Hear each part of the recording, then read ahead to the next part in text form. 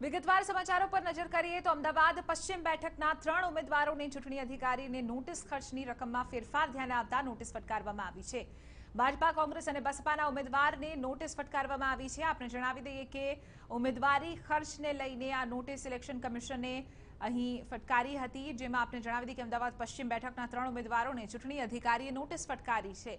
ખર્ચની રકમમાં ફેરફાર ધ્યાને આવતા અહીં તેઓને ફરીથી નોટિસ ફટકારવામાં આવી છે, જેમાં ભાજપા કોંગ્રેસ અને બસપાના ઉમેદવારનો સમાવેશ થાય છે। આપણે જણાવી દઈએ કે બસપાના ઉમેદવારને નોટિસ આપવામાં આવી છે, તો ભાજપાના ઉમેદવાર ડોક્ટર કિરીટ સોલંકી, કોંગ્રેસના ઉમેદવાર રાજુ પરમારને નોટિસ આપવામાં આવી છે। અહીં તેમનો જે ઉમેદવારી ખર્ચ છે તેને લઈને ફેરફાર હતા।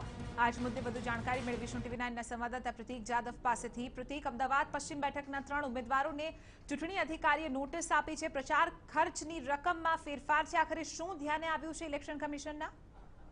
ચિત્રા, ચોક્કસથી જ્યારથી ઉમેદવારો ફોર્મ ભરતા હોય છે ત્યારથી જ ઉમેદવાર દ્વારા જે પણ ખર્ચ કરવામાં આવશે તમામ ખર્ચની વિગતો ઉમેદવારના ચૂંટણી એજન્ટ દ્વારા ચૂંટણી કમિશન અથવા ચૂંટણી અધિકારીને આપવાની હોય છે, અને આ જ રકમની માહિતી છે ચૂંટણી અધિકારી દ્વારા નિમવામાં આવેલા એક્સપેન્ડિચર ઓફિસર દ્વારા પણ રાખવામાં આવતી હોય છે। ત્યારે અમદાવાદ જિલ્લાની જે પશ્ચિમની જે બેઠકો છે તેના 3 ઉમેદવાર દ્વારા જે રકમ આપવામાં આવી છે તેમાં ફેરફાર જણાવવાના કારણે જિલ્લા ચૂંટણી અધિકારી દ્વારા 3 ઉમેદવારને નોટિસ પાઠવી છે। સાથે જ અન્ય એક ઉમેદવાર જે છે તેના દ્વારા ચૂંટણી ખર્ચ રજૂ ન કરવામાં આવતા તેને પણ નોટિસ આપવામાં આવી છે, અને આગામી દિવસોમાં ચૂંટણી ખર્ચ છે તે રજૂ કરવા માટે નોટિસ આપવામાં આવી છે। સાથે જ જે ભાજપ, કોંગ્રેસ અને બસપાના જે ઉમેદવારો છે તમામ ઉમેદવારોને ખર્ચની રકમમાં શા માટે ફેરફાર આવી રહ્યો છે તેની વિગતો આપવા માટેની નોટિસ આપવામાં આવી છે।